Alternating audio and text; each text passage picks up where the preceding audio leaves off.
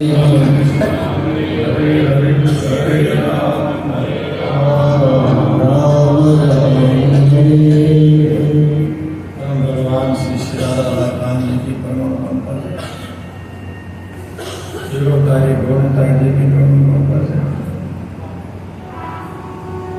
श्री जगन्नाथ बलदेव सुभद्रा महाराज इन श्लोक के उच्चारे नरेश देशी भक्तिदान स्वामी श्री रूपाल जी के आशीर्वाद ये हम सब भक्तों का परम सौभाग्य है जो इकट्ठे बैठकर के 7 दिनों के लिए श्रीमद् भागवतम से भगवान श्री श्री राधा भगवान जी के नाम गुण की कथा श्रवण करने का ये सौभाग्य प्राप्त होता है। वो भी पितृपक्ष के अंदर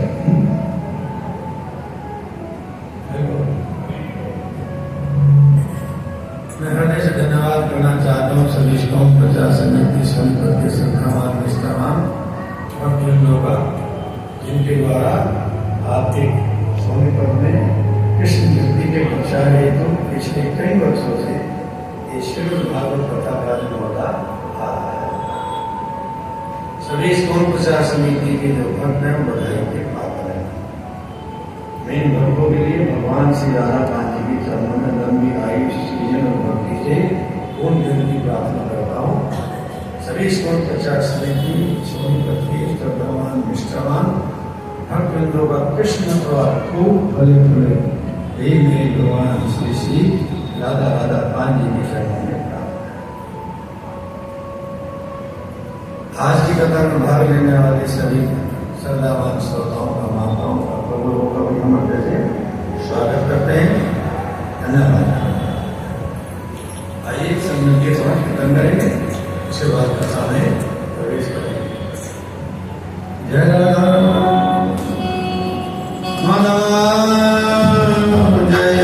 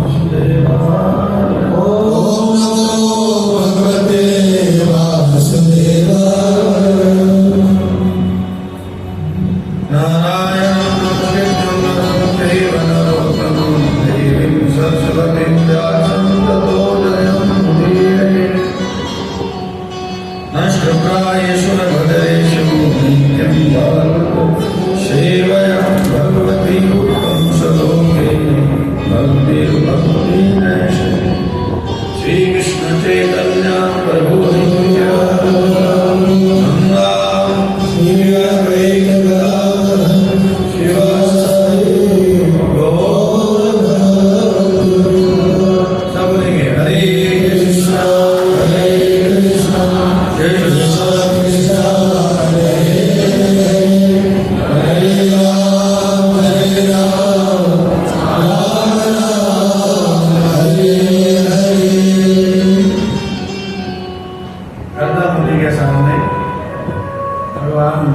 भगवान विष्णु विराजमान है। 10,000 साल की तपस्या के बाद भगवान के सामने क्या हुए हैं? एक भगत प्रकट हुए हैं और प्रथम मुनि जी भगवान से भगवान की प्रार्थना कर रहे हैं। ये मायाते हत वीर सात पदारविंदम भव सिंधु मोदम उपासते काम प्रवाहितेषां राशिष्कामा निर्यपीतेष। हे प्रभु, आपके जो श्री चरण कमल है ना, वो इस अज्ञान रूपी सागर को पार करने के लिए बोध अर्थात नौका के समान है। लेकिन माया के वशीभूत जो लोग होते हैं, तो आपके श्री चरण कमलों की पूजा ना करके, आपके श्री चरण कमलों की शरणागति न लेकर के तथा कथित क्षणभंगुर भौतिक सुख के लिए हैं, आपकी जो विभूतियां हैं देवताओं की शरण लेकर के उनकी उपासना करते हैं। इसके लिए केवल भौतिक सुखों की प्रार्थना। और ये जो भौतिक विषय सुख है, ये तो नरक का जीवन करने वाले कुत्ते और सुअर को भी बड़ी आसानी से सुलभ होता है। कुत्ता और सुअर संसार के विषय भोग की प्राप्ति के लिए किसी देवी देवताओं की या भगवान की पूजा बोलो नहीं करता है।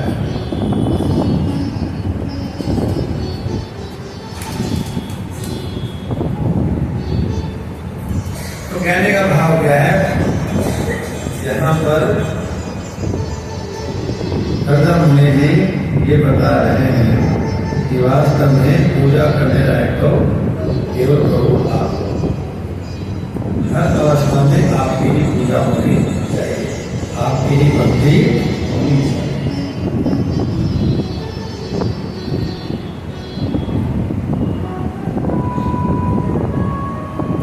लेकिन अब कह रहे हैं यद्यपि मैं ये सब जानता हूँ, यद्यपि मैं ये सब जानता हूँ, अच्छी तरह जानता हूँ, लेकिन इतने पर भी मैं अपने पिता श्री ब्रह्मा जी की आज्ञा का पालन करना चाहता हूँ।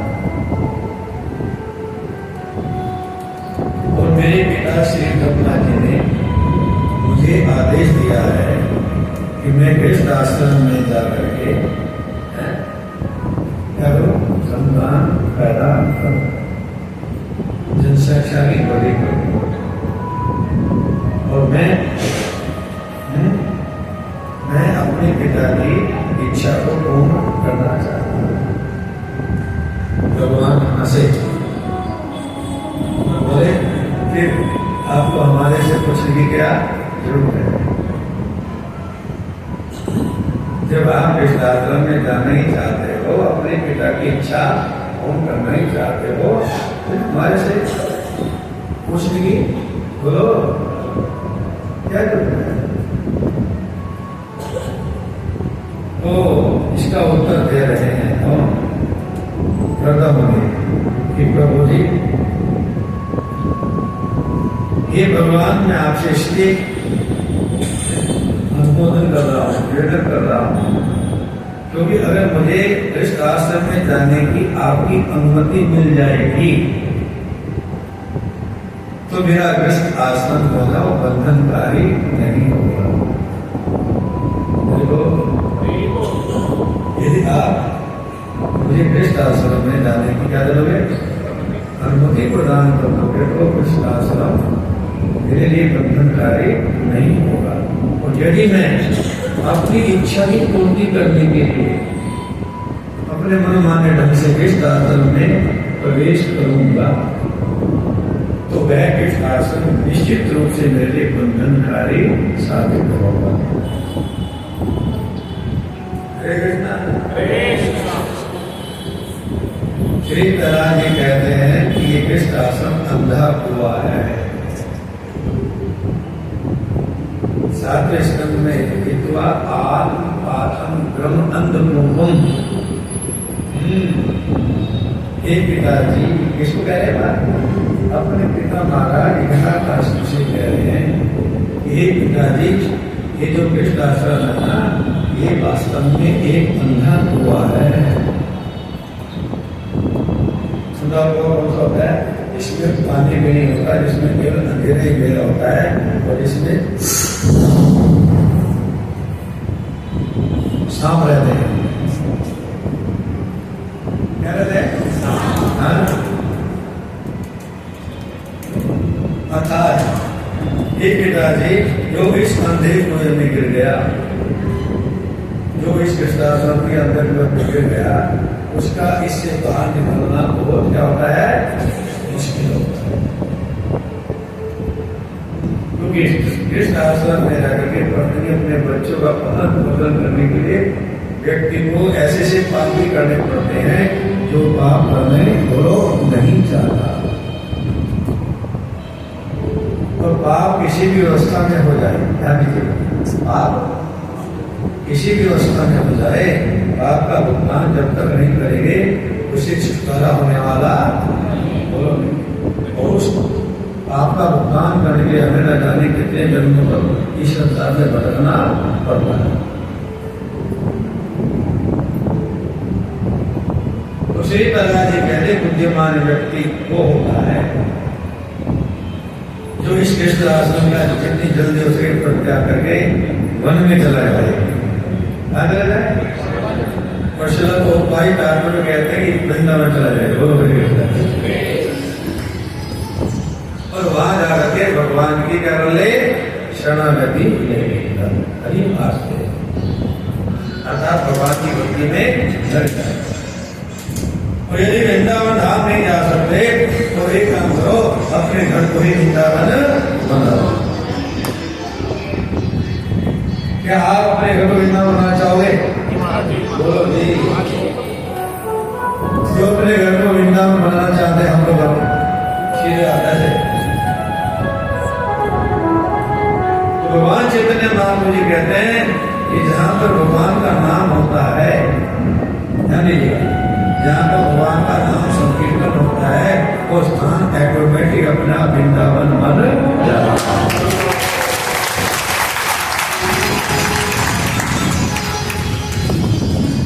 हम अपने घर में हरे कृष्ण कृष्ण कृष्णा हरे हरे हरे राम हरे ये संकीर्तन करके अपने घर को वृंदावन बना सकते हैं। हमें कलयुग में घर बार छोड़ के जाने की जरूरत जरूरत नहीं है। वो तो सतयुग की बात है। कब की बात है? सतयुग में श्री प्रहलाद जी ने अपने पिता हिरण्याकश्यप को कहा था वन में जाओ। उस समय तो सबको वन में जाना ही पड़ता था, सबको जंगल में जाना पड़ता था, क्या करने के लिए? भगवान का ध्यान करने के लिए, भगवान की तपस्या करने, भगवान को जाने।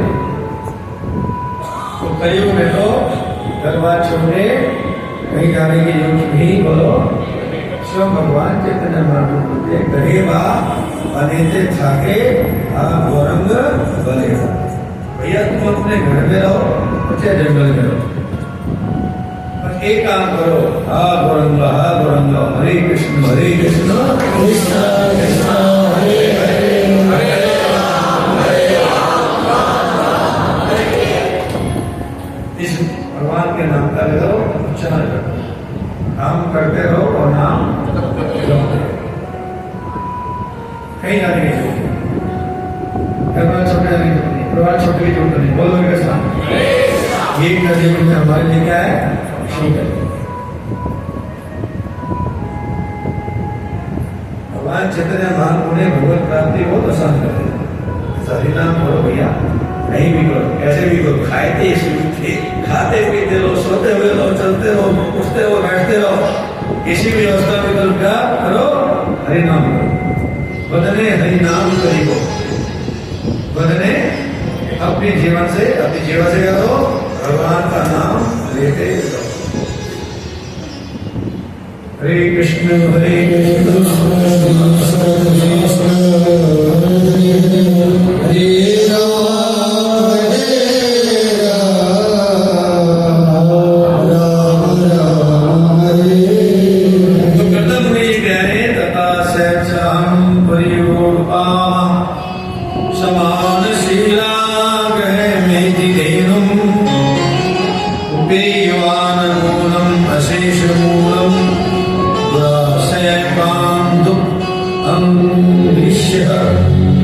अतः हे प्रभु, मैं आपसे ऐसे समान स्वभाव वाली पत्नी के लिए याचना करता हूँ जो मेरे को आपकी भक्ति में आकर के सहायता दे, मेरी भक्ति को बड़ा धारण रखते हुए। हमारे कई प्रभु लोग हैं बेचारे पहले क्या थे, भक्ति कर रहे थे, पत्नी ऐसी मिल गई कहते मां झगड़ा कर रही है। और एक पत्नी, एक करनाल में हमारे भक्त है, उसकी पत्नी बोले तो हरे कृष्ण वाला साथ बोलो तुम छोड़ के भाग जाऊंगी, बता रहा हूँ। और जब उसकी पत्नी ने धमकी दी, उसके बाद से हमारे पास आना छोड़ दिया, नहीं समझे, उतना घबरा गया, इतना घबरा गया अपनी पत्नी से कि उसने हमारे पास आना तो छोड़ दिया। हरे कृष्ण कृष्ण कृष्ण कृष्ण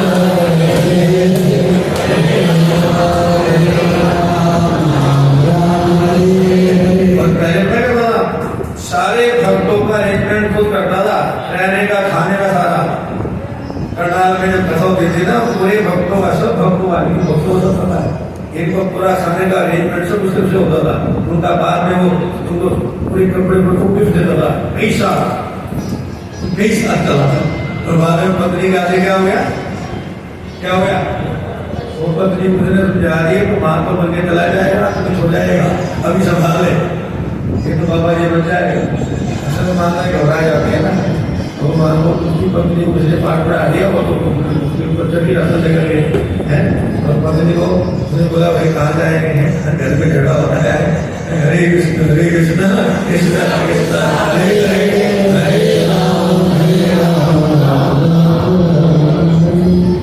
भगवान की भक्ति करना इतना आसान काम ध्यान दीजिएगा नहीं है। माया हजारों रूप ले लेगी, क्या कितने, एक दो नहीं, माया हजारों रूप ले लेगी। क्या करने के लिए? व्यक्ति को भगवान कृष्ण की भक्ति से हटाने के लिए। इतनी आसानी से माया देवी भगवान कृष्ण की भक्ति किसी करने नहीं देती। इसलिए प्रभु जी प्रभुपाद जी कहते थे, क्या कहते थे कि हरे कृष्ण आंदोलन में आने वाले 100 में से 90 लोग एक साल में फंस जाएंगे। कितने में से? 100 में से 90 फंस जाएंगे। माया इतनी आसानी से टिकेगी, जो टिकी हुआ है ना वो बड़े स्कूल में ही रहे। माया के झगड़े से बचना हरे के बस की बात। भक्ति करे कोई सूरमा, ज्ञानी ध्यान सुनिएगा, ज्ञानी और ध्यानी, ज्ञानी ध्यानी और त्यागी, कितने हुए? ज्ञानी ध्यानी और त्यागी, इनसे भक्ति न हो। क्या बोल दिया जी? ज्ञानी ध्यानी और त्यागी, इनसे भक्ति ना हो, ये भक्ति नहीं कर सकते। भक्ति करने के बस की बात नहीं। क्यों? भक्ति करे कोई सूरमा, जो बहुत शक्तिशाली व्यक्ति है, क्या? जो बहुत बलवान व्यक्ति है, वो बिरला। भक्ति करे कोई सूरमा, लोभ लाज कुल खोए। क्योंकि भक्ति में लोभ लाज कुल सबको करना पड़ता है, त्यागना पड़ता है। जब लोग अपना समाज देखेगा, जो अपनी लज्जा देखेगा, अपने कुल की मर्यादा देखेगा, ऐसा व्यक्ति कभी भक्ति में प्रवेश कर ही नहीं सकता। इसलिए भक्ति करना आने के बस की बात यहाँ को छोटी सी बात बोलते हैं उसको रूप से भाग जाते हैं, हमारा अपमान करते हैं। अरे भाई अपमान तो हमें ही होना है, अब थोड़ा और ज्यादा होगा, जितना भक्ति में और आगे बढ़ेगा और ज्यादा अपमान होगा। हरे कृष्णा। क्या बोला? जितना भक्ति में आगे बढ़ने का प्रयास करोगे उतना अपमान और ज्यादा होगा। जितना सहन कर लोगे उतना बच जाओगे, जितना सहन कर लोगे उतना माया के ठोकर से, माया के प्रभाव से बच जाओगे।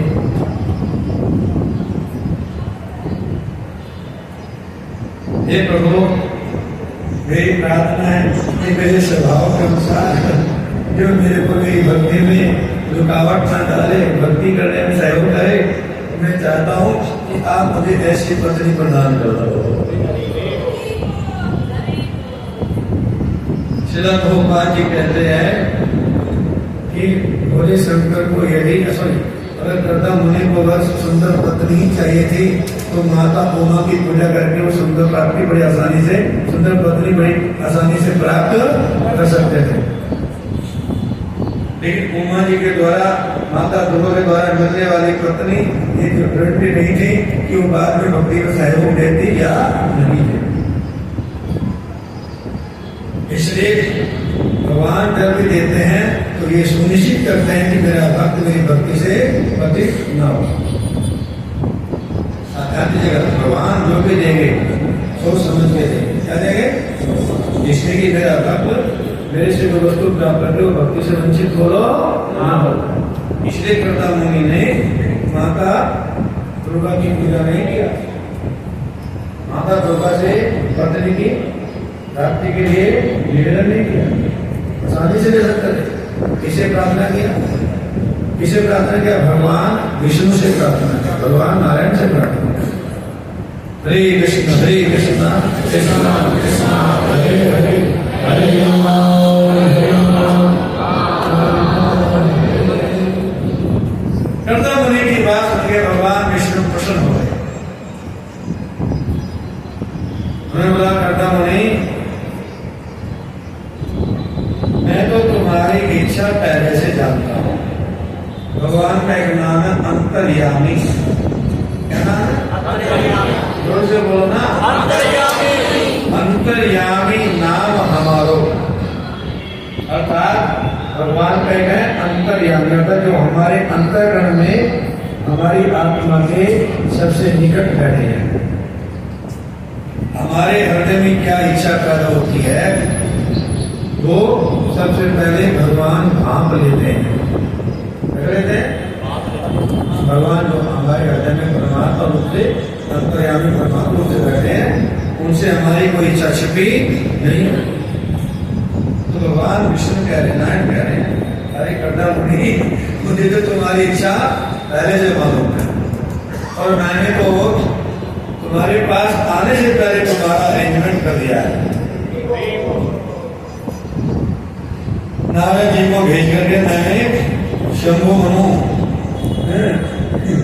मनु की पुत्री देवभूति से तुम्हारा शादी होना निश्चित कर दिया है। ये शंभु मनु कौन है? ये ब्रह्मावर्त अर्थात कुरुक्षेत्र का एक अंग है, वहां के सम्राट है। इस पृथ्वी के पहले राजा, पूरी पृथ्वी के पहले सम्राट कौन है? शंभु मनु। आ रहे थे कुरुक्षेत्र के पास में उनका ब्रह्मावर्त नाम की नगरी है, वो वहां से शासन करते थे। हरे कृष्ण। और कल का दिन छोड़ के परसों को तुम्हारी शादी हो जाएगी। कल का दिन छोड़ के परसों को तुम्हारी शादी हो जाएगी। क्यों? शंभु मनु अपनी पत्नी शत्रुपा और अपनी पुत्री देवहूति को लेके तुम्हारे आश्रम में आएंगे और अपनी पुत्री देवहूति को तुम्हें कन्यादान देकर के अपने वापस राज्य में चले जाएंगे। तुम्हारे को देवहूति से 9 कन्याओं की प्राप्ति होगी। कितनी? 9 कन्याओं का जन्म देवहूति से तुम्हारे द्वारा। और मैं आपकी सेवा से इतना खुश हूँ, इतना खुश हूँ, तुम्हारी तपस्या से इतना खुश हूँ कि मेरे मन में भी आ गया कि मैं भी तुम्हारा पुत्र बन के आ जाऊँ।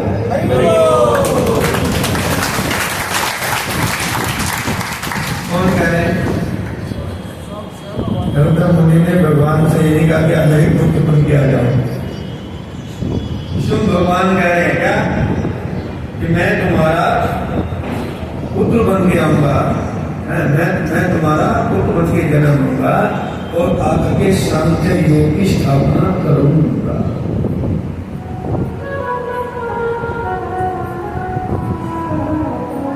ये कह करके भगवान वहां से अंतर्ध्यान हो गए।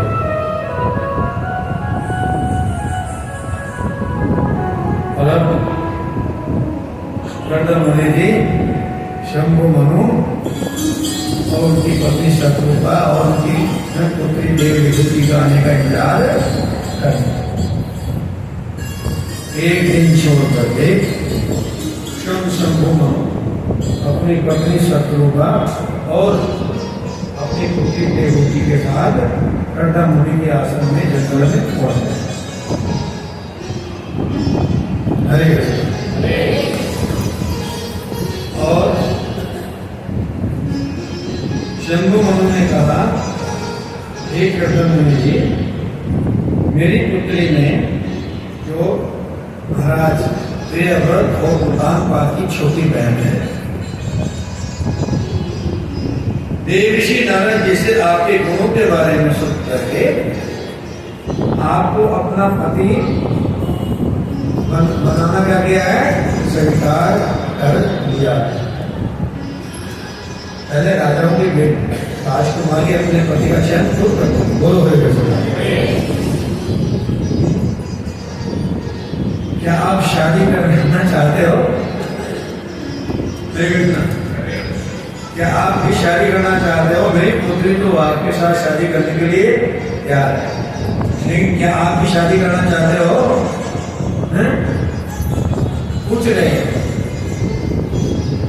अब गौतम मुनि बोले, निस्संदेह मैं भी शादी करना चाहता हूं। हे महाराज, आपके पुत्र के साथ विवाह कौन नहीं करना चाहेगा? ये इतनी सुंदरी है, तुम्हारी पुत्री देवहूति इतनी सुंदरी है कि अकेले इसके शरीर की कांति के द्वारा इसके सारे आभूषण फीके पड़ रहे हैं। और मैंने ये भी सुना है कि एक बार तुम्हारी एक पुत्री देवहूति अपने महल की छत के ऊपर गेंद के साथ खेल रही थी और ऊपर से गंधर्व का राजा विश्वावसु वहां से गुजर रहा था। और जब उसने तुम्हारी पुत्री देवहूति की सौंदर्य को देखा, सुंदरता को देखा, तो इसकी सुंदरता को देखकर मुक्त हो गया और वहीं अपने उस पे विमान के ऊपर मुंह से टूट गिर पड़ा। इतनी सुंदर। हरे कृष्ण। और कह रहे सब जानते हैं क्या हो रहा है। हरे कृष्ण कृष्ण कृष्ण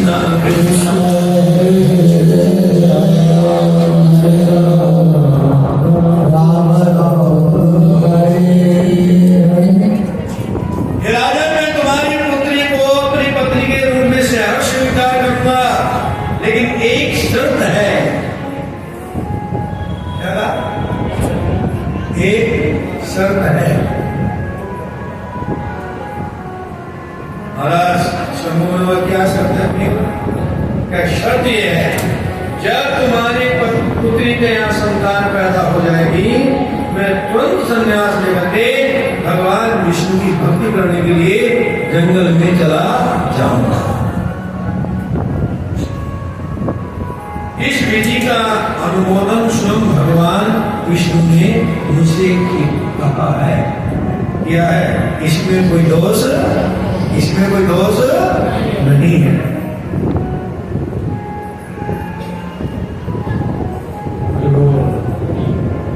शंभु मनु ने तो जब प्रथम होने की ईश्वर सुनी तो पांव की जमीन निकल गई।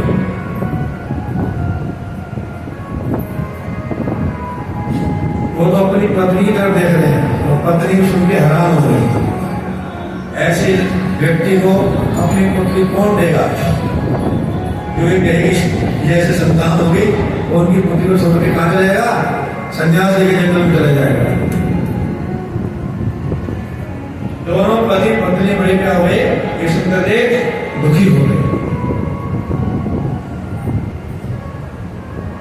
अब सोचा हम इतनी दूर चल करके आए हैं, हरे कृष्ण एक बार जिसकी इच्छा से यहाँ पर आए उसे पूछ तो ले।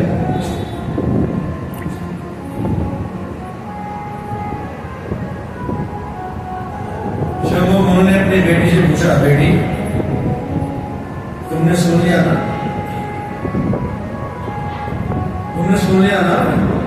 तुम्हारे होने वाला पति क्या कह रहा है? ये कह रहा है कि जब शादी के बाद तुम्हारे यहाँ संतान होगी मैं तुरंत संन्यास लेकर के जंगलों में चला जाऊंगा।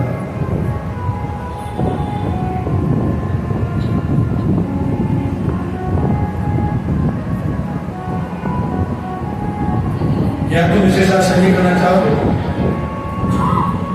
क्या तुम ऐसे पति के साथ शादी करना चाहोगे? बेटी बोलती तो नहीं हो।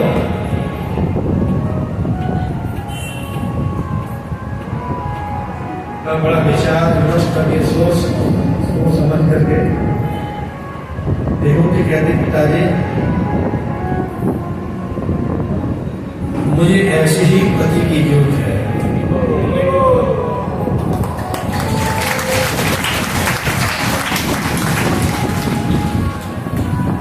जो जितेंद्रिय हो, जो क्या हो? जितेंद्रिय हो। हे पिता, भोग के संसार सागर में डूबने के लिए गृहस्थ आश्रम नहीं है। भोग भोगते रह करके संसार के और सागर में डूबने के लिए बोलो ये गृहस्थ आश्रम नहीं बना। गृहस्थ आश्रम बना है, इस गृहस्थ आश्रम में जाके काम पे विजय करके पति पत्नी को दोनों को भगवत प्राप्ति करनी चाहिए। पति अपने पति के प्रति समर्पित होकर के और पति अपनी पत्नी के प्रति समर्पित होकर के दोनों अपनी काम वासनाओं का समन करें। ये काम को समन करना इतना आसान काम नहीं, काम विस्तार करना चाहता है। इसको कि देखेगा उसका भोग करना चाहेगा। बोले हरे कृष्ण। काम रूपम दुरासदम, भगवान गीता में कहते हैं जही शत्रु महाबाहु काम रूपा रूपम दुरासदम। ये जो काम होता है ना, काम ये इस मनुष्य का सबसे भयंकर शत्रु है। इससे बढ़कर दूसरा कोई शत्रु, जही शत्रु महाबाहु, इस शत्रु को जीतो। क्या करो? इस काम रूपी शत्रु को जीतो। मनुष्य योनि में आते और जीतने के लिए अपना है भगवान ने गृहस्थ आश्रम बनाया। क्या बनाया है?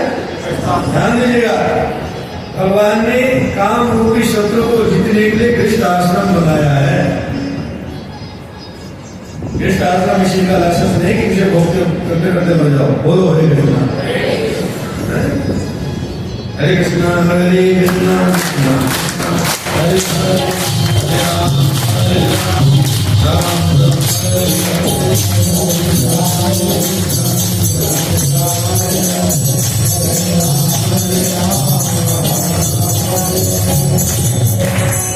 अपनी पुत्री की इच्छा को जान करके कर्दम मुनि ने देवहूति का और शंभु मुनि ने अपनी बेटी देवहूति का विधिवत कन्यादान कर दिया और अपनी पुत्री कर्दम मुनि को सौंप कर दे अपनी पत्नी के साथ अपनी राजधानी ब्रह्मावर्त लोग आए।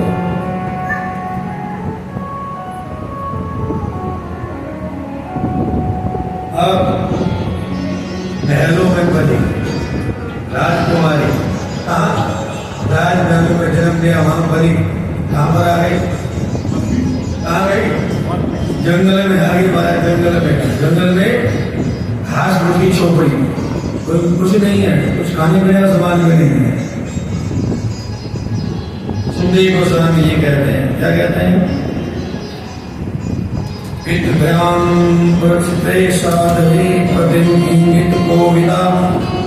नित्यं प्रियचरत् प्रीत्या भवानी अवं प्रभु। कर्दम मुनि तो अपनी पत्नी देवहूति को सौंदर्य को देखकर के मुग्ध हो गए और विचार करने लगे, जिसने इतनी सुंदर देवहूति को बनाया है, क्या जिसने इतनी सुंदर देवहूति का निर्माण क्या बनाया है, वो भगवान कितने सुंदर होंगे।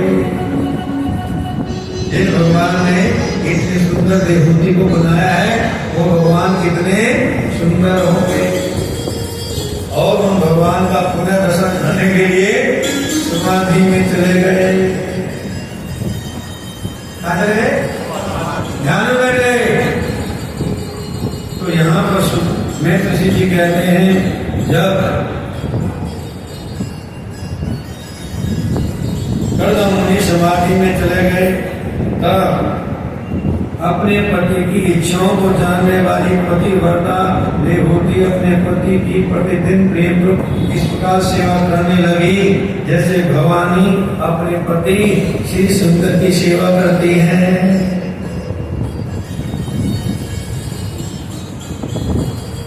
उनके पति तपस्वी हैं, उन्होंने भी तपस्वी रूप धारण कर लिया। बोलो हरे कृष्णा। और कौन उनसे अपने पति के सेवा में रत हो गई। पति किसमें बैठे हैं? समाधि में। द्रौपदी तात्पर्य में कहते हैं, प्रत्येक स्त्री देवहूति अथवा भवानी के श्रेष्ठ पति प्राप्त करना चाहती है। अर्थात देवहूति की तरह और पार्वती की तरह सब स्त्रियों को श्रेष्ठ पति चुनने चाहिए। भारत में अद्वैता कन्याएं शिव जी की पूजा इसलिए करती हैं, जिससे उनके समान उनको वैष्णव पति मिल जाए। क्या मिल जाए? इसलिए कन्याओं के लिए, लड़कियों के लिए एक वैष्णव पति प्राप्त करना एक वरदान के बराबर है।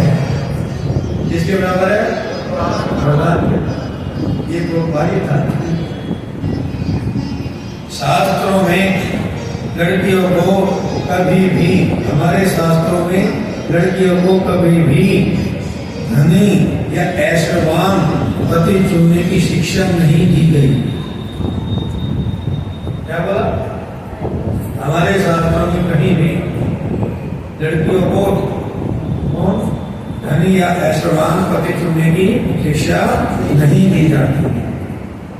शिव जी ऐश्वर्य या इंद्र तृप्ति की दृष्टि में नहीं, बल्कि भक्तों में श्रेष्ठ वैष्णव है, इसलिए उनका क्या है? वैष्णव में सबसे ऊंचा स्थान है।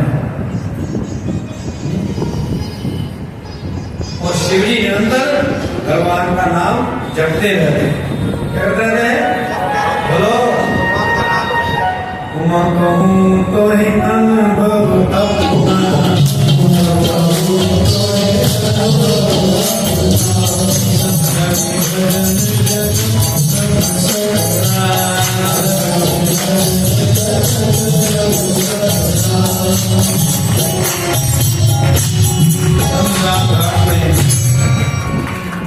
माता पार्वती को भोले शंकर के साथ रहते रहते बहुत समय बीत गया।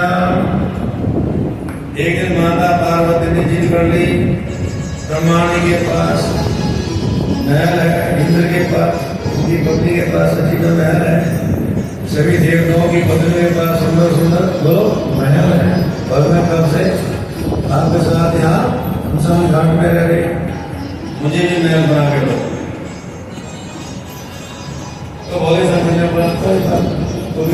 भैया बना दे जिनके लिए सोने की लंका। बोलो हरे कृष्ण। सोने की लंका बन के तैयार। माता पार्वती ने कहा माता पार्वती के दम।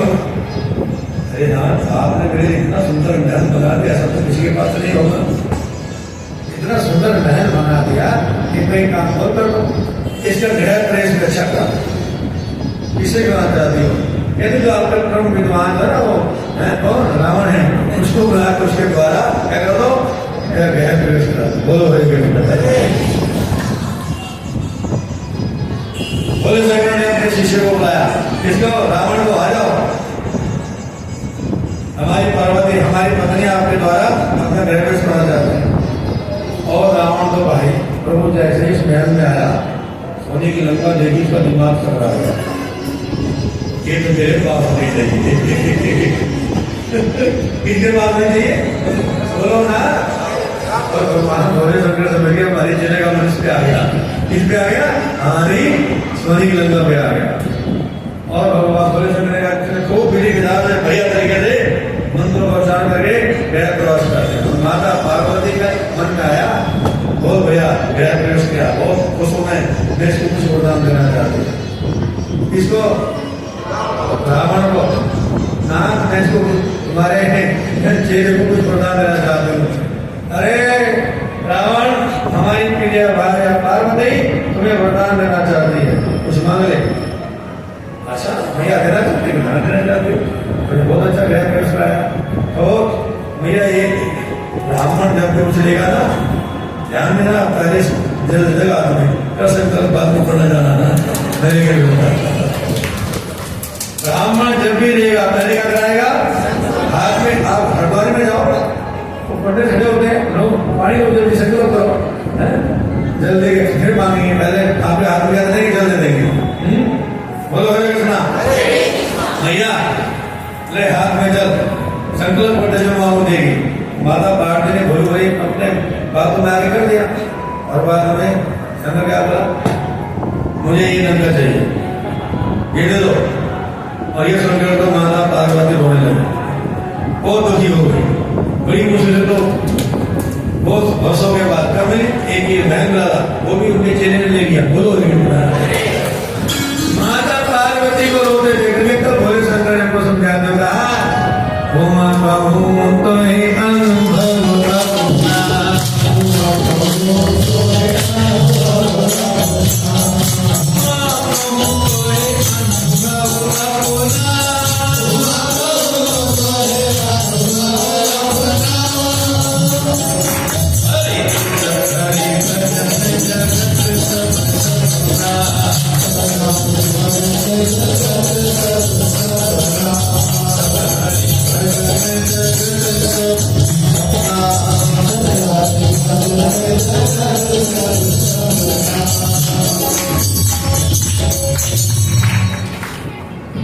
चला गया। भजन कर दे, वही काम आएगा, वही सब बाकी संसार में सब झूठा है। अब माता देवहूति अपने पति कर्दम होने की बड़े विनम्र भाव से राजकुमारी होते हुए भी बड़े दीनहीन भाव से क्या कर रही है? सेवा कर रही है। बहुत लंबे समय के बाद जब कर्दम मुनि की समाधि खुली और उन्होंने अपनी प्रिय भार्या किसको देखा? देवहूति को देखा तो क्या पाया? अरे इसको क्या हो गया? इसकी सुंदरता को देख के तो मुझे भगवान की सुंदरता याद आ गई। ये तो बड़ी दुबली पतली हो गई, चेहरे पर तो तेज भी नहीं है,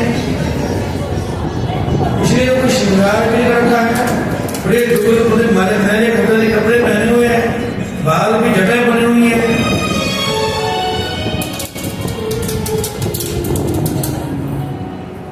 तब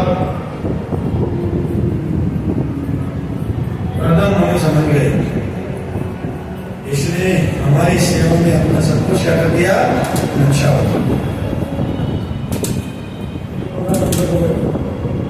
हरे कृष्ण कृष्ण कृष्ण हरे हरे राम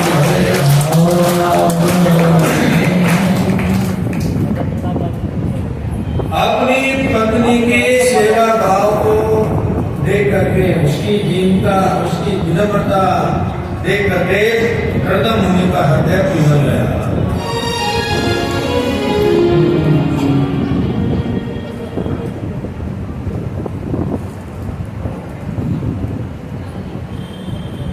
कर्दम मुनि बोले, देवी मैं तुम्हारे से बहुत खुश हूँ।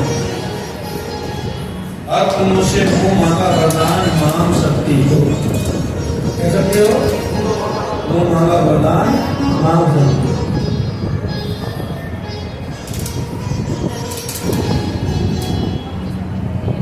तब माता देवती ने क्या कहा, प्रभु अब मेरा आपका मिलन होना चाहिए, अब तक हमारा सीधा मिलन नहीं। तेजस्वी पत्नी वाली साध्वी पत्नी होने का लिए संतान का होना बहुत बड़ा गुण माना गया।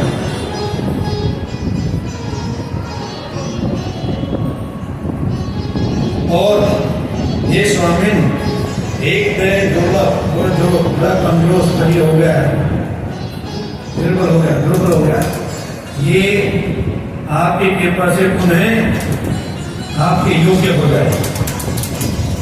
तो बंद नहीं करते रहे। हरे कृष्णा कृष्णा कृष्णा हरे राम राम राम हरे।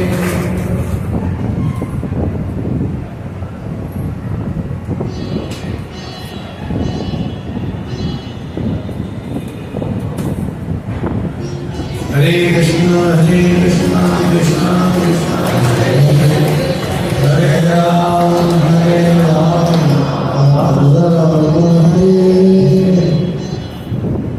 और हे स्वामी, इस कार्य के लिए एक उपयुक्त घर का भी निर्माण होना चाहिए।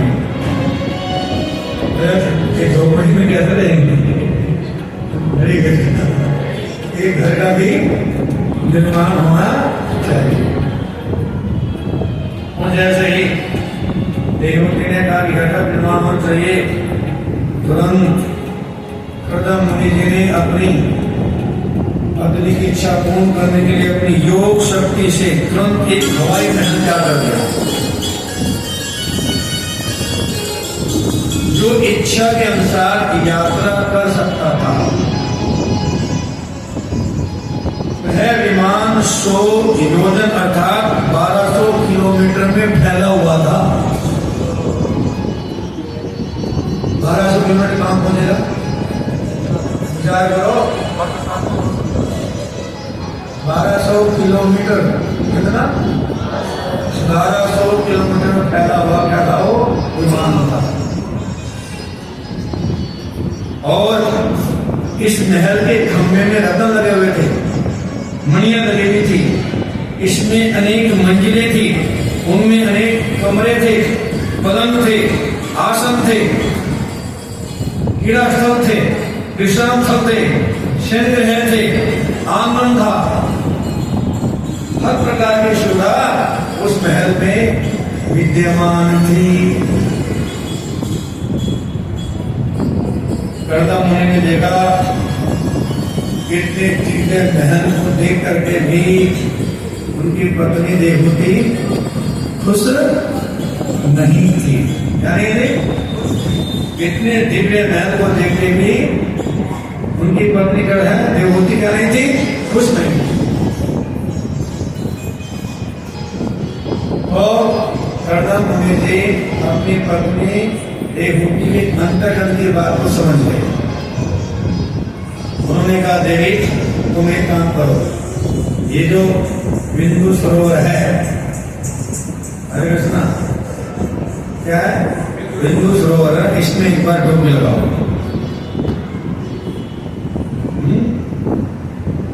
ये तुम्हारी सारी इच्छाओं को पूर्ण करने वाला सरोवर है। अभी जब भगवान आए थे ना, तो भगवान कर्दम मुनि की तपस्या को देख करके इतने गदगद हो गए थे कि उनकी आंखों से आंसू निकल करके उस सरोवर में गिर गया था और तब से उसका नाम क्या पड़ गया था? बिंदु सरोवर। मतलब वो दिव्य सरोवर था। ये दिव्य सरोवर तुम्हारी मनोकामना करेगा, पूर्ण करेगा। एक बारिश में क्या करो? गोता लगाओ। अपने पति के आज्ञा का पालन करते हुए जैसे ही देवकी ने उस बिंदु सरोवर में गोता लगाया, डुबकी लगाई, तो क्या पाया? उस बिंदु सरोवर में एक सुंदर महल। क्या? उस बिंदु सरोवर के अंदर एक सुंदर महल प्रकट हो गया और वहां पर 1000 कितनी? 1000 सुंदर सुंदर कुमारी कन्याएं गंधर्वी उन्होंने माता को देववंत को घेर लिया। हम सब आपकी सेविकाएं हैं, दासियां हैं। क्या है? हम सब आपकी क्या है? सेविकाएं हैं। और उन्होंने क्या किया? मल मल के नहाना शुरू कर दिया। किसको? देववंती को। पूरा उनका श्रृंगार किया, अंगरा किया और जब श्रृंगार कर दिया और उसके बाद शीशा दिखाया। उन कन्याओं ने जब देववती जी को, माता देवी को अपना शीशा दिखाया तो वो अपना रूप देख के दम रह गई। ऐसा रूप मेरे पास पहले भी नहीं था, जो हो गया। और तुरंत उसको अपने पति की याद आई और जैसे ही पति की याद आई तो तुरंत है क्या हुई? उन 1000 कन्याओं के साथ अपने पति कृष्ण मुनि के सामने प्रकट हो गई। हरे कृष्णा हरे कृष्णा कृष्णा हरे राम हरे राम राम राम हरे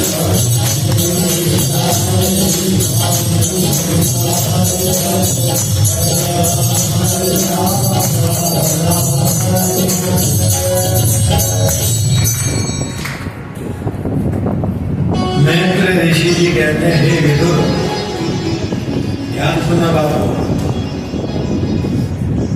किम दुरापादनम तेषां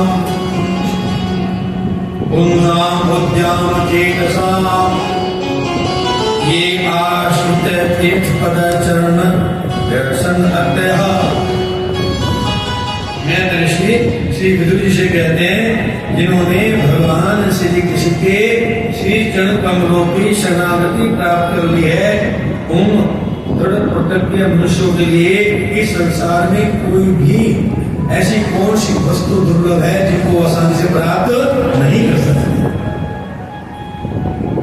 अर्थात भगवान के शरणागत भक्तों के लिए इस संसार में कोई वस्तु भी प्राप्त करना बोलो दुर्लभ नहीं है। भगवान के शुद्ध भक्तों की इच्छा होते ही भगवान को बहुत प्रसन्नता होती है कि मैं अपने भक्त की इच्छा कितनी जल्दी का करूं, पूर्ण करूं। ऐसी कोई इच्छा नहीं है जो भगवान का शुद्ध भक्ति पूर्ण न हो। लेकिन कौन से भक्ति इच्छा कौन होती है? तथाकथित भूमि भक्ति नहीं, जिसने पूर्ण रूप से भगवान कृष्ण की क्या की है? शरणागति लेकर के उनकी भक्ति में लगा होता है।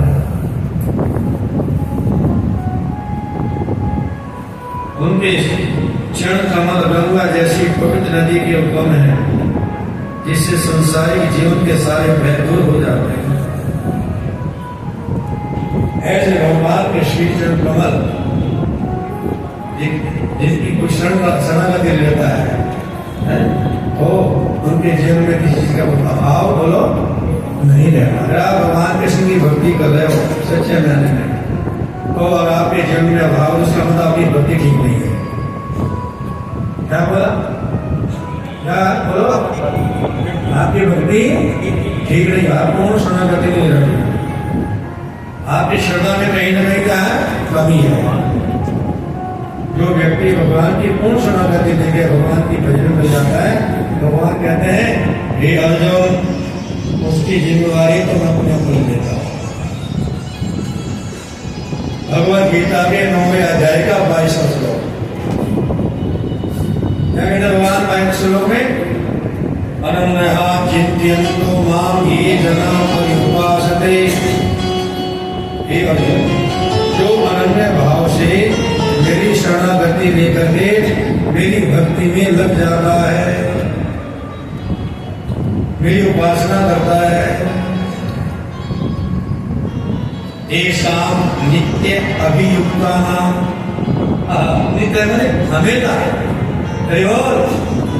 ऐसे भक्त को प्रतिदिन अपने जीवन निर्वाह के लिए क्या चाहिए? उसका योग, उसको क्या रिक्वायरमेंट है, उसको सेवा यापन करने के लिए क्या चाहिए, उसकी जिम्मेवारी मैं अपने को लेता हूँ। बोलो क्षेमम, उसकी कैसे रक्षा करनी है? क्या करनी है? क्या करनी है?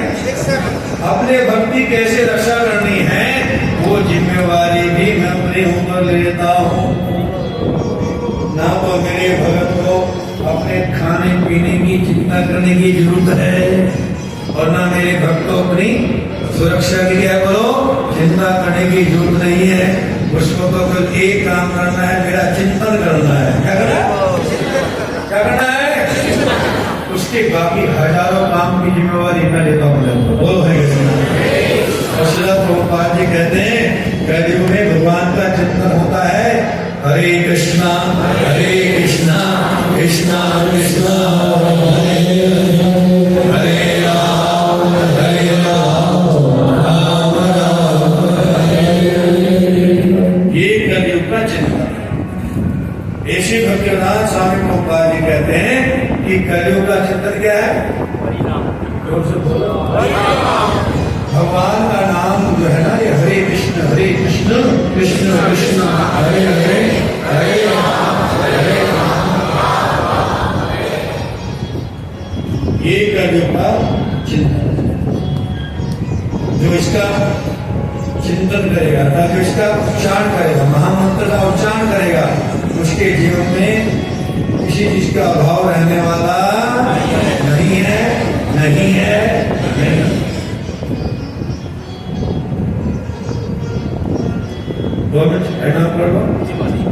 हरे कृष्ण हरे कृष्ण कृष्ण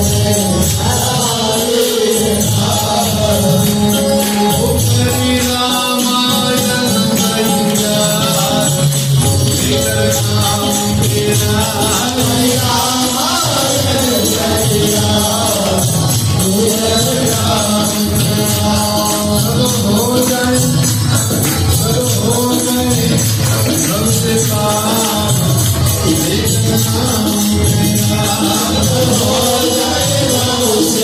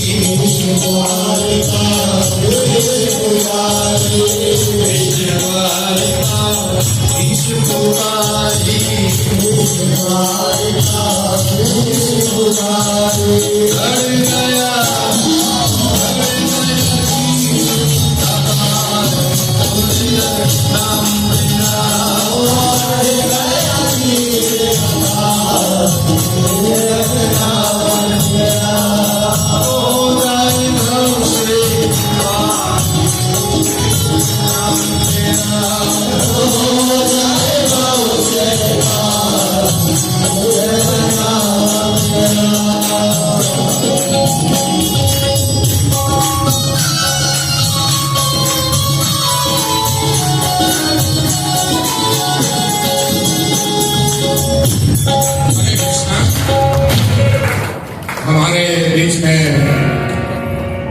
हमारे जो मेयर हैं प्रेजेंट और एमएलए का जो इलेक्शन लड़ रहे हैं बीजेपी से निखिल मदान, उनकी धर्मपत्नी हमारे बीच में आई हुई है। मदान साहब को टाइम नहीं मिल पाया, उनकी जो है मैडम आई है, तो इनसे प्रार्थना की प्रफुल्लित करें और प्रभु जी के आप आशीर्वाद ग्रहण करेंगे। और मैडम कहती हैं मैं भी इस कॉल से जुड़ी हुई हूँ। तो मैडम कहती है मैं 2 मिनट के लिए समय दे दीजिए मुझे। तो महाराज जी ने आदेश कर दिया है 2 मिनट के लिए ये बोलेगी मैडम। उसके बाद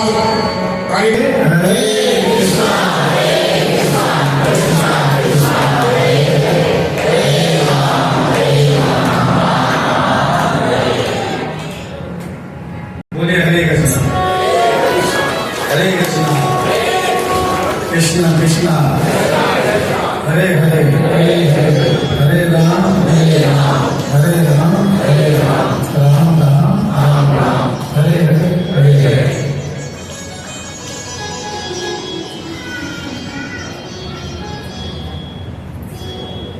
तो क्या आया है भगवान के शरणागत भक्तों के लिए इस संसार में कोई भी वस्तु प्राप्त करना बिल्कुल भी दुर्लभ नहीं है। कृपा निदान भगवान अपने भक्तों को मात्र उनकी इच्छा जान करके कोई भी वस्तु प्रदान कर देते हैं। तो देववती माता ने सोचा भी नहीं था कि मुझे इतना वैभव प्राप्त हो। ऐसा महल किसी के पास नहीं था कि जो 1200 किलोमीटर में फैला हो, इसमें हर प्रकार का वैभव विराजमान हो और 1000 गंधर्व कुमारियां इसकी देवभूति की सेवा में कर्दम मुनि ने लगा लिया और बहुत लंबे समय तक भागवतम में आया है कर्दम मुनि ने अपनी पत्नी के साथ सारे देव स्थानों में बड़े बड़े रमणीय स्थानों में भ्रमण किया। उन्होंने मेरू पर्वत की घाटियों में जहां पर कुबेर सुंदर गंधर्व बालों साथ सीमित रहते हैं वहां पर भ्रमण किया। उन्होंने अपने मेरू पर्वत में ही वैश्वानर वन में, सुरसन वन में, नंदन वन में, उस भद्र वन में, क्षैत्रवत जो देवलोक में उसमें, मानसरोवर में, सभी स्थानों पर जाकर अपनी पत्नी के साथ क्या किया, भ्रमण किया। बहुत लंबे समय तक भ्रमण करने के बाद उन्हें अपने आश्रम में लौट गए और तब कर्दम मुनि ने देखा कि अब उनकी पत्नी बहुत संतान प्राप्त करने के लिए क्या है, ललायित है। तो कर्दम मुनि ने अपने आप को 9 रूपों में स्टैंड किया और 9 बार अपनी पत्नी के साथ संग किया और तुरंत 9 कन्याओं का जन्म हुआ। कितनी कन्या होगा? और जन्म लेते ही वो किशोरी बन गई। क्या भाई? किशोरी बन गई, बहुत सुंदर कन्या। हरे कृष्ण कृष्ण कृष्ण हरे राम हरे राम। और जैसे ही 9 कन्याओं का जन्म हुआ तो कर्दम मुनि अपनी प्रिय पत्नी देवभूति से बोले क्या बोले, प्रिय अब देखो एक संतान नहीं, तुम्हारे को 9 पुत्रियों का क्या हो गया है, जन्म हो गया। अब हम अपने वादे के अनुसार अब संन्यास लेके हम जंगल में जाएंगे। ये बात सुनकर के माता देवभूति रोने लगी।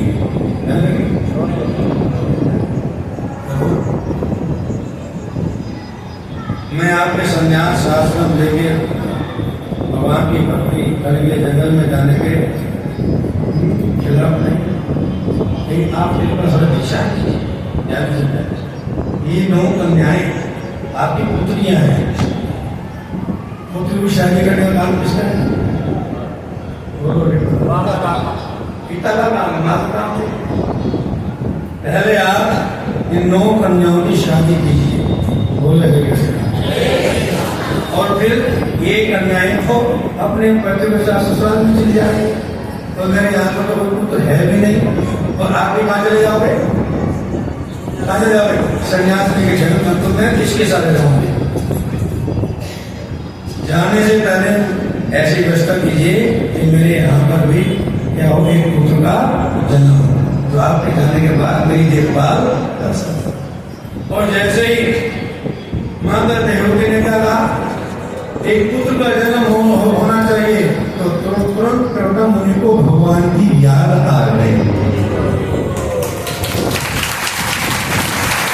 अरे देवभूति कितनी भाग्यशाली है, मैं तो भूल ही गया था। तेरे गर्भ से तो स्वयं भगवान नारायण जन्म लेने वाले हैं। ये तो स्वयं मुझे भगवान ने बताया था कि मैं तुम्हारी पत्नी के गर्भ से क्या हुआ, तुम्हारे पुत्र बन के जन्म होगा और सांख्य दर्शन करने होगा, मैं प्रचार करूंगा। तुम बड़ी भाग्यशाली हो, तुम्हें चिंता करने की जरूरत नहीं। और माता देवभूति ने बोला कि आज तक न करो, आप अपने विषय भोग का ही बारे में सोचते रहिए। आप इतने बड़े संत महात्मा हैं, आज से आज तक मैंने आपसे अध्यात्म ज्ञान प्राप्त करने की चेष्टा नहीं की। आप जाने से पहले मुझे अभय दान लेकर जाओ, अर्थात मुझे दिव्य ज्ञान प्रदान करके जाइए। तब कर्णन मुनि ने बोला, ये अध्यात्म ज्ञान तो तुम्हारे पुत्र तुम्हें देंगे। क्या देंगे? अब अध्यात्म ज्ञान देने का मेरे पास समय नहीं है। अध्यात्म ज्ञान तो तुमसे किसे मिलेगा? आपके पुत्र से मिलेगा। बस जब तक आपका पुत्र नहीं हो जाता तब तक मैं तुम्हारे पास हूँ। बोले हरे कृष्णा।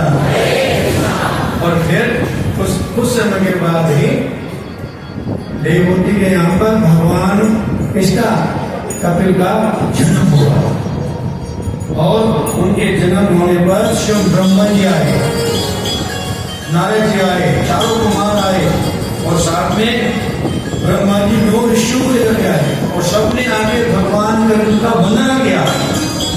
क्या किया?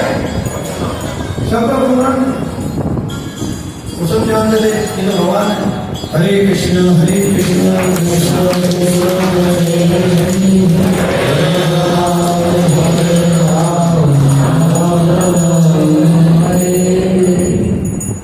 ब्रह्मोवाचा। अब ब्रह्मा जी कह रहे हैं त्वया मे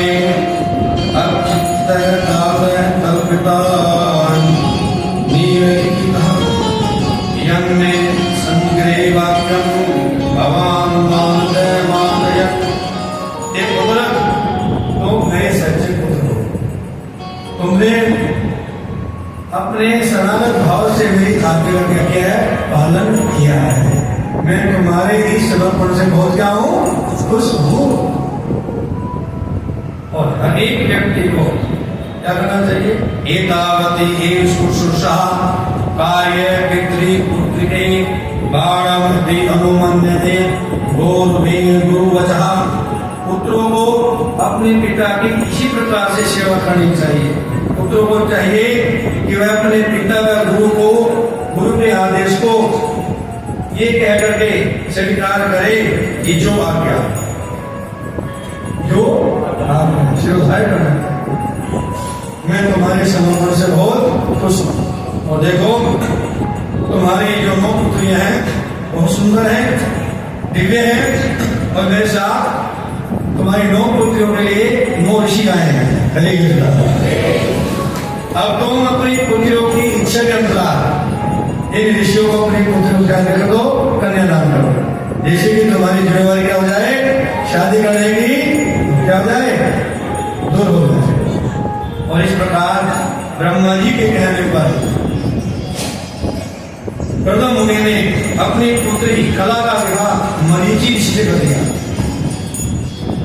अपनी पुत्री अनसुईया का विवाह अत्रि मुनि से कर दिया। अपनी पुत्री श्रद्धा का विवाह अंग्र ऋषि से कर दिया। अपनी पुत्री है पुरुष ऋषि के साथ कर दिया। गति का विवाह पुरुष के साथ कर दिया। क्रिया का विवाह उर्दू मुनि के साथ कर दिया। और ख्याति का विवाह भृगु ऋषि से कर दिया। क्रिया का विवाह उर्दू के साथ कर दिया। और अरुंधति का विवाह श्री वशिष्ठ मुनि जी से कर दिया। और शांति का विवाह अथर्व ऋषि के साथ कर दिया। एक ही मुहूर्त में, एक ही शरण में। हरे कृष्ण। 9 कन्याओं का क्या हो गया? विवाह हो गया। करते हो तुम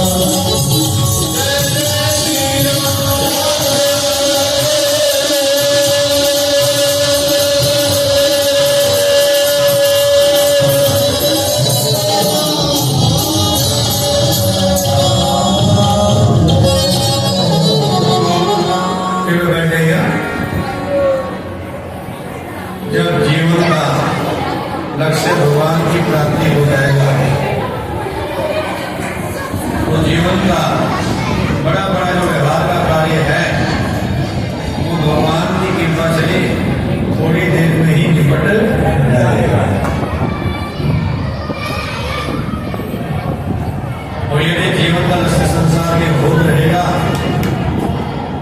तो हमारे सारे काम होने में भी काम कहीं ना कहीं रखा रह जाएगा।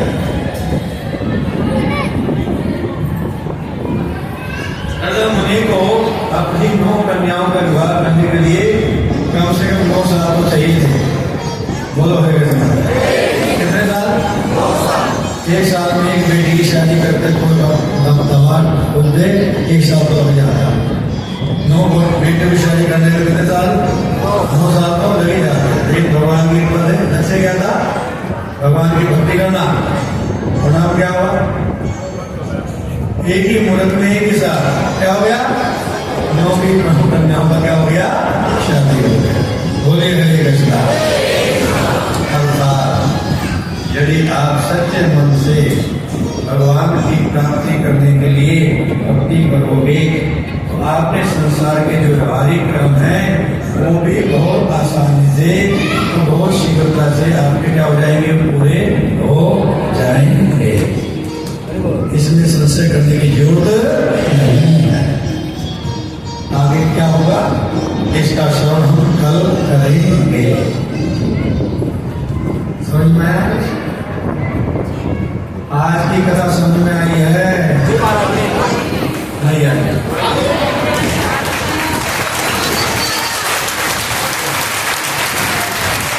आज माताओं की तारी ज्यादा ज्यादा। हरे कृष्णा कृष्णा कृष्णा हरे हरे हरे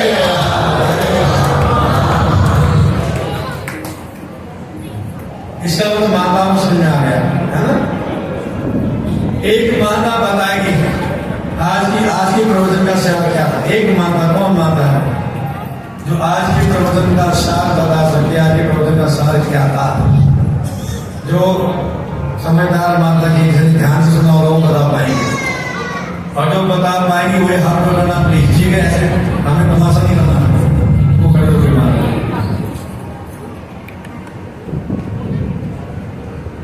प्रभु जी की जय हो। सबसे पहले तो आज की कथा का सार ये है प्रभु जी कि अगर कोई भक्त बिल्कुल सच्चे मन से अगर भगवान की भक्ति करे और वो भक्ति में आगे बढ़ना चाहे तो उसके सभी काम भगवान अपने आप ही पूरे करते हैं। भगवान अपने आप ही उसकी जो गृहस्थी है, उसके जो पुत्र पुत्रियां हैं, उनके विवाह संबंधी उनके सारे दैनिक कार्यों का भार प्रभु जी को भगवान ही उठाते हैं। अब सौंप दिया इस जीवन का सब भार तुम्हारे हाथों में, सब भार तुम्हारे हाथों में।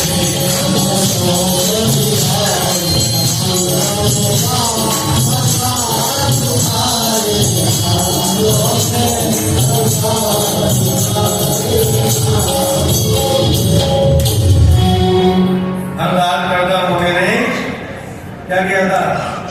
अपने आप को भगवान के प्रति समर्पित कर दिया था। प्रणाम क्या हुआ? भगवान ने उनका सारा काम कर दिया, चुटकियों में कर दिया। बोलो हरे कृष्ण। उनको पता नहीं लगा क्या हो गया। हरे कृष्ण। वो तो सोचती रहेगी क्या हो रहा। हरे कृष्ण नहीं तो ऐसे ही भगवान हमारे सारे काम कर देंगे। करते हो भैया मेरा अपने अपने घर को तो भगवान नाम देते हैं, करने वाले वही होते हैं। युद्ध किसने डाला? क्या अर्जुन ने जीता था युद्ध? नहीं। भगवान ने तारी दिखा देता। अर्जुन देखो अभी तो ये शुरू में नहीं हुआ था, तारी दिखा देता। देखो तो सब मार दिए मेरे को। ये सारे योद्धा जो पड़े ना तेरे सामने, तुम पांडवों को छोड़ते यहाँ कोई बचने वाला एक भी नहीं बचेगा। महाराज तुम 5 पांडवों को छोड़ कोई बचेगा? सब मर जाएंगे। सब मेरे द्वारा मार दिए गए हैं। निमित्त मात्र भाव संदेश। तुम तो उठो, खड़े हो, युद्ध करो और श्रेय के भागी बनो। ये बोला ना भाई? बोलो ना प्लीज। तो हमें भी क्या करना है? श्रेय लेना है। क्या लेना है? अरे निकम में मत बोलो, भगवान के साथ खड़े हो जाओ, भगवान की ओर खड़े हो जाओ, भगवान की सेवा में खड़े हो जाओ। करने वाले तो अवश्यम है, वही करने वाले हैं। हमारे पल्ले कुछ नहीं है। ठीक है भैया, बहुत बहुत धन्यवाद। आपका ताली बजाओ से माता जी के लिए। एक चीज और बताई थी मैंने, एक चीज और बताई थी, वो हमारे प्रभु लोग बताएंगे। भगवान को रिझाने का इस कलयुग में क्या आसान सरल उपाय मैंने शुरू में बताया था, वो क्या है? क्या बताया था हमने? हमारे प्रभु को किसको पता तो हाथ पकड़ो, जिसको पता हो हाथ खड़ा कीजिए, जो हमने बताया था। हाँ, कल उस बच्चे को हाथ लग गया था।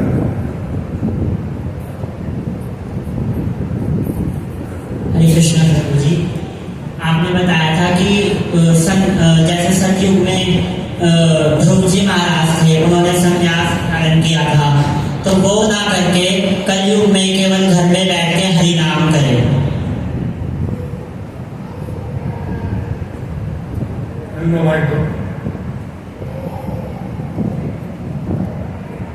हरे कृष्णा प्रभु